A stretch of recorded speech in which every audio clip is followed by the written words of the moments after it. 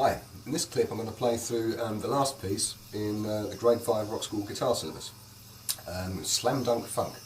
I'll play through the piece first of all, along with the backing track. I'll then give you a few pointers about sound and things you need to look out for when you're actually performing the piece. I'll then play the second time with the backing track slowed down 20%, so you've got a slightly slower version so you can see what's going on a bit more clearly. And then finally I'll play the third time with my own volume turned right down, but the backing track's still slowed down. So you've then got an easier backing track to play along with, but also a visual reference of where you should be in the song. So this is Slam Dunk Funk. 1, 2, 1, 2, 3, 4.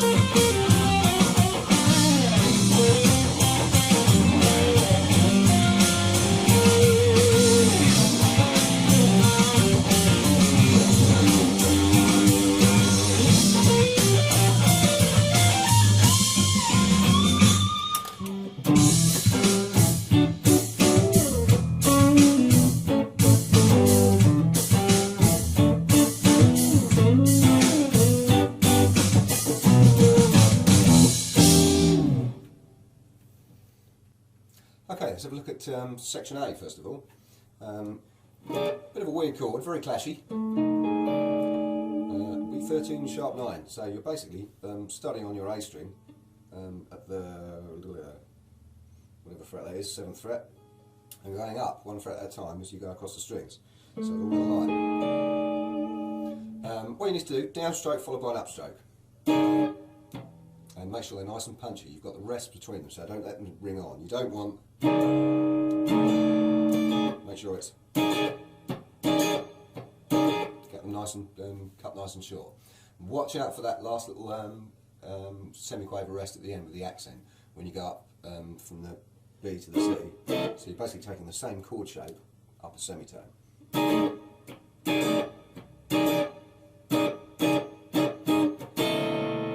So don't forget that last chord and accent it as well, make sure it's nice and loud. Second two bars, first bar's the same. We then got octaves, so E string, D string. Make sure you're muting out all your other strings and sliding down from the B down to an A. Okay, but the important thing is getting it nice and clean, making sure you haven't got the other strings ringing underneath it, so make sure you've got those other strings muted out. Right, okay, section B. The end of this bit's actually quite tricky, so you've got to be careful of that. It's the kind of thing that's quite easy to get the timing wrong on.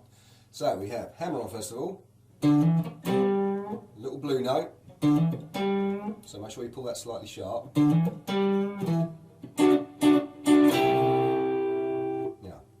last little section there, you've actually got it stated as a hammer on.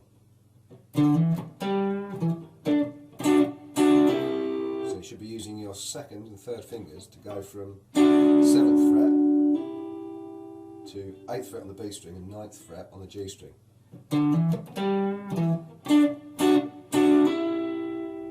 Mute stroke. Right, now this is the tricky bit. You've got a bend on the G string there. Pull off. Now this is the awkward bit. Getting across to your open E string. So you've got to jump 2 strings there, so it's quite a big jump. Okay, so easy to get wrong that bit. So I'll play that whole little section now.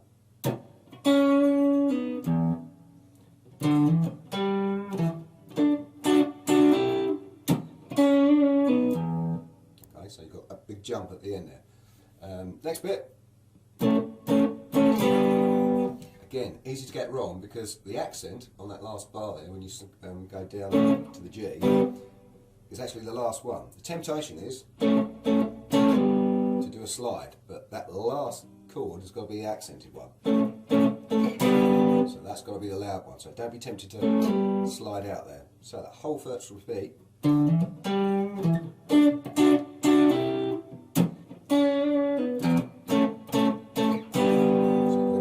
Accent in there, so it's quite a fast picking movement to get to it. Okay, 2nd repeat, almost the same. Now the slide instead of the hammer on, so you're starting at the 7th fret on your D and G strings and sliding up. More slides. Okay,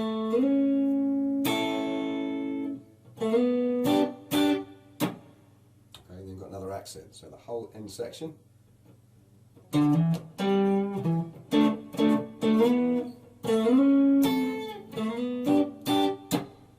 then got the first note effectively of the repeat, but it's moved forward, so no longer on the beat at the start of the bar, it's now a quaver ahead of where it was previously, so it's actually the last quaver of the previous bar. So be careful when the two loop together that you get that note in the right place. Right, and then go around again. Okay,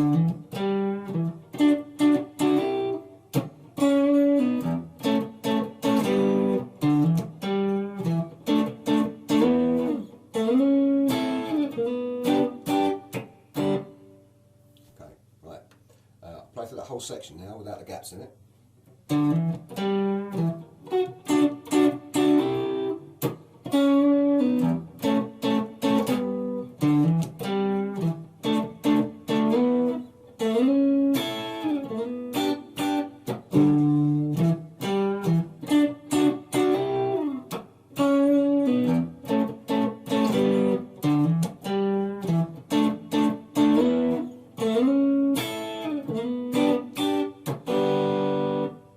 Okay, section C, more octaves. So again, you need to make sure you're muting out your A string. So you're going from an F to a G. We then have a little bend on the 3rd fret of both the G and B strings,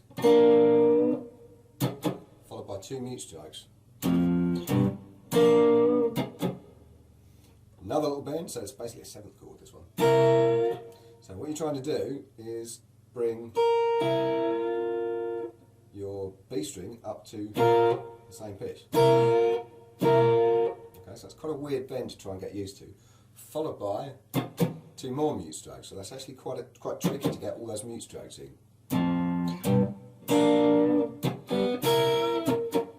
there's not a lot of space in there.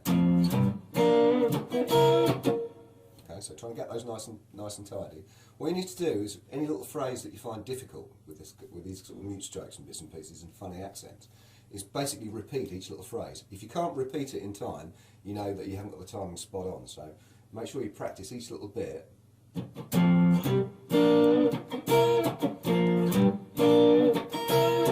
So you can make sure that it loops. If you can loop it up and it's in time, you know you've got it right. Right, what happens next?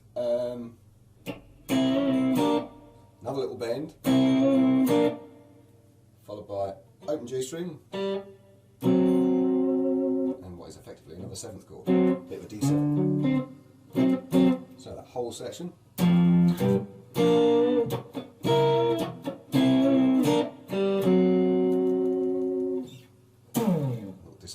time though. Right, second section of it, you've got alternative endings. First time round, same octaves, slightly different phrase here. Okay,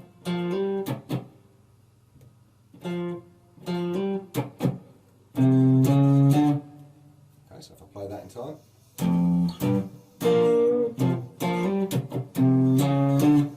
Couple of ninth chords. And we've got the repeat, so we're back to the start of section C again.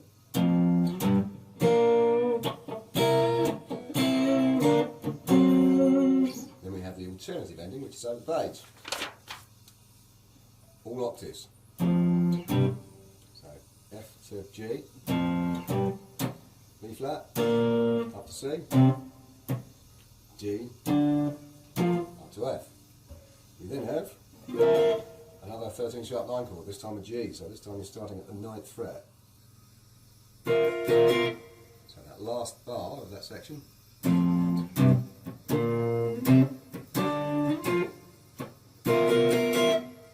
Okay, the bass solo, section D. Basically, natural harmonics. First time, 12th fret, 4th by 7th fret. And again.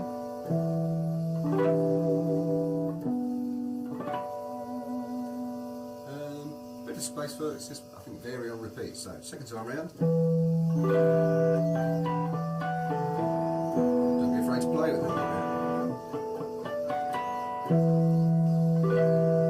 Right, okay, now we need your distortion pedal.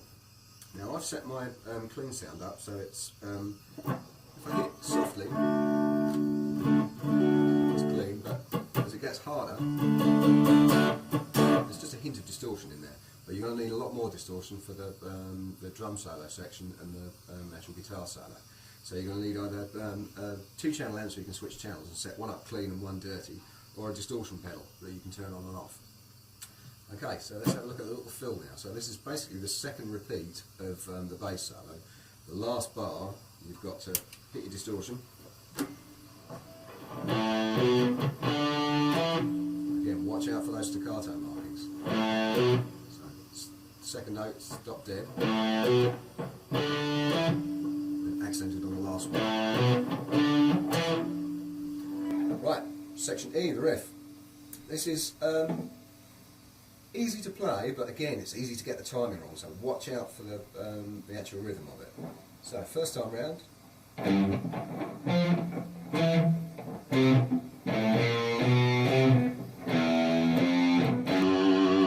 Okay, watch out for that open E string. You've got to remember there's a tied note there, so it's not on the beat, it's actually preceding the beat. So if I just play that again.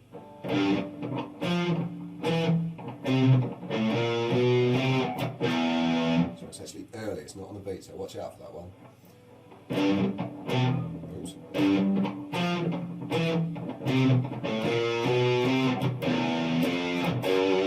Second section.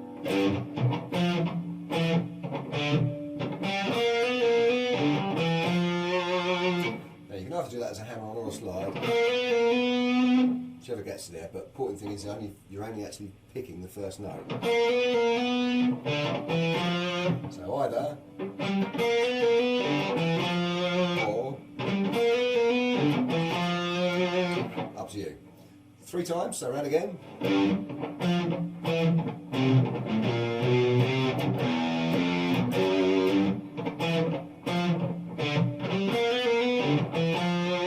the last time.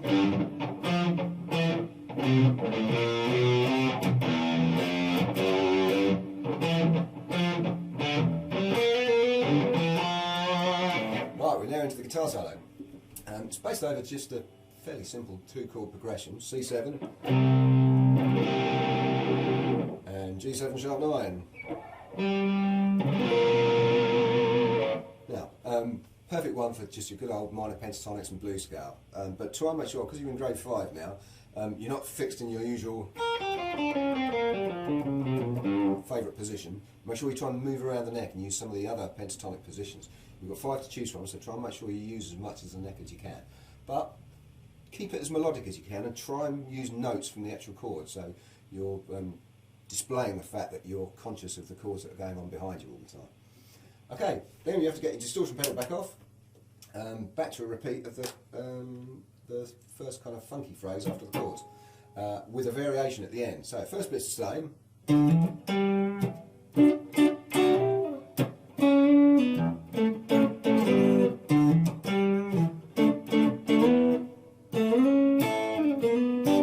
As far as there, everything got 4 mute strokes in a row in 16th notes, and a variation on the slid octaves. Okay, so again it's quite fast, so there's a lot of movement around the neck to get it. Then the old Hendrix chord at the end there, another sharp 9 chord with descending glissando. So that whole section at the end there.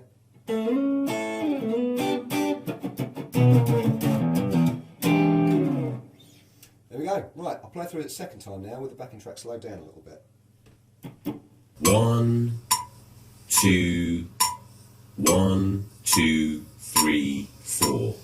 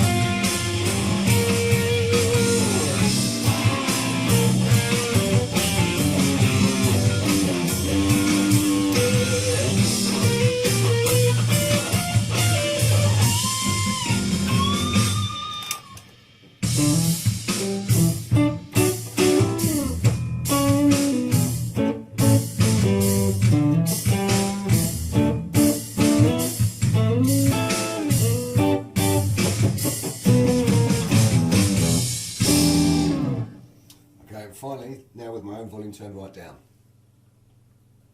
Slam dunk funk. 1, 2, 1, 2, 3, 4.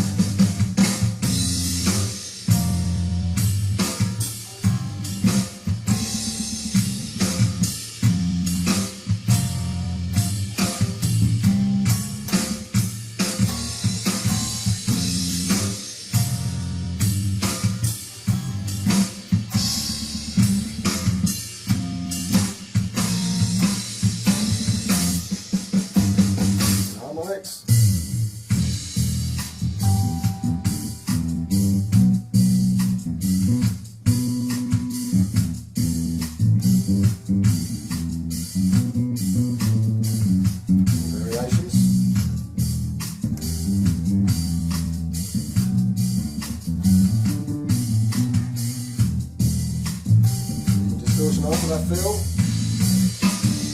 E the Riff.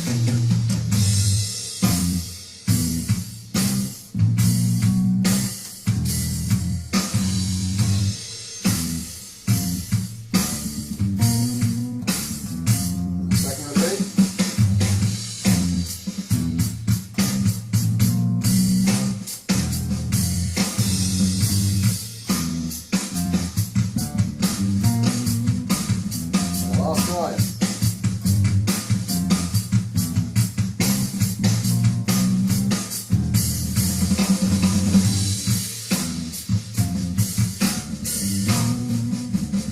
Guitar solo.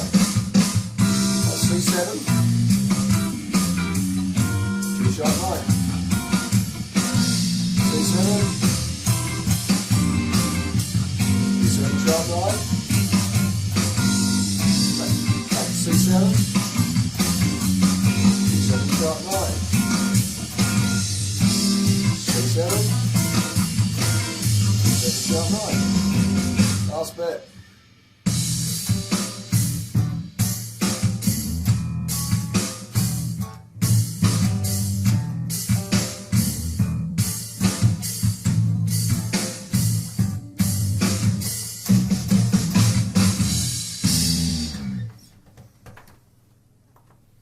There we go, I hope that's of some help.